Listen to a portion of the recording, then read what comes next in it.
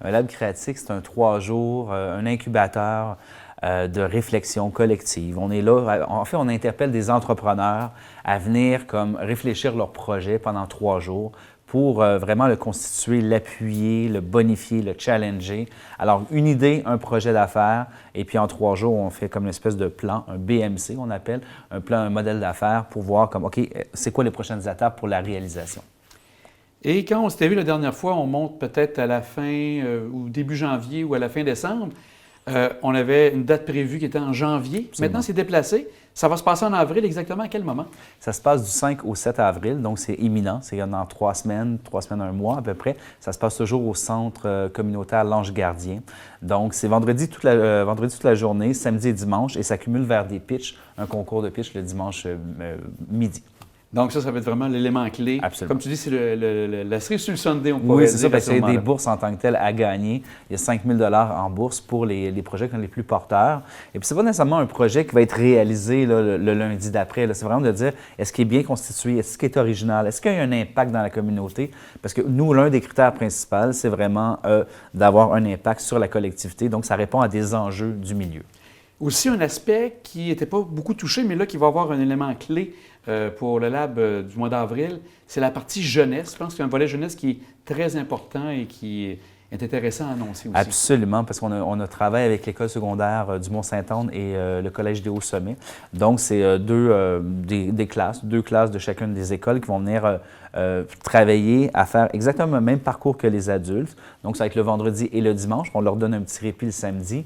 Mais en fait, ça va être un condensé. Donc, ça va être de voir un peu la jeunesse, comme qu'est-ce qu'elle a exprimé, qu'est-ce qu'elle a comme projet, comme idée d'affaires pour la côte en tant que telle. Donc, ça va être vraiment intéressant. On travaille avec le CJE également. Et donc, on va donner vraiment une forme de formation, d'initiation à l'entrepreneuriat. Et puis de dire, écoutez, les jeunes, on est capable de faire des choses comme quand on sort de l'école, on va être prêt, on va connaître l'écosystème, on va connaître à qui s'adresser. C'est ça qui est important. Est-ce que tu crois, je te pose une question un peu ad lib, est-ce que tu crois qu'il va émerger peut-être un projet commun entre les jeunes et des entreprises qui sont présentes? Est-ce que ça pourrait aller jusque-là? Absolument, parce qu'en fond, on va comme créer du maillage et du réseautage. Donc, les jeunes ne seront pas nécessairement juste dans leur coin. Alors, il va y avoir des moments où on va comme les présenter, on va dîner ensemble, tout ça, etc. Donc, on va comme s'assurer d'avoir des moments de rencontre, finalement, entre les adultes et les jeunes.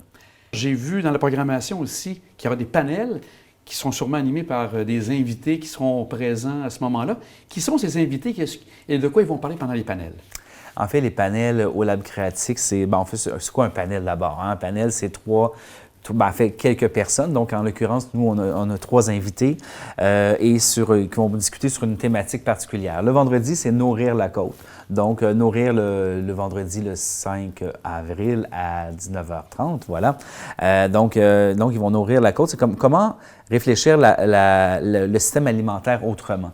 Donc, il y a Christian Hébert qui va venir de Portneuf, il y a Serge Bouchard qui va venir également de Charlevoix et Marie-Frédérique Fortin qui vient aussi de la côte en tant que telle. Donc, ils vont venir s'entretenir sur la manière dont eux ont réfléchi, donc autant en économie circulaire, soit pour contrer le désert alimentaire ou finalement l'achat local, nourrir avec les aliments du terroir en tant que tel, notamment avec Marie-Frédérique.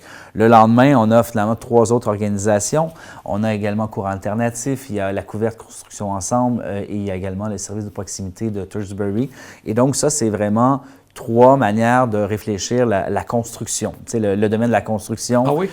Donc, c'est vraiment en électricité, en construction, et on va aborder les questions de l'abordabilité, de relations comme vie personnelle, tu sais, l'équilibre entre la vie personnelle et le travail. Comment se donner comme un équilibre de travail dans son organisation, même si on est dans la construction, même si on est dans un secteur qui est comme habituellement réputé pour travailler 170 heures par semaine, etc., etc. Donc là, c'est de l'amener d'une façon humaine en tant que telle. Et il y a des alternatives, il y a vraiment des entreprises au Québec qui ont choisi de faire autrement. Donc, on va avoir vraiment une expertise qui va être là.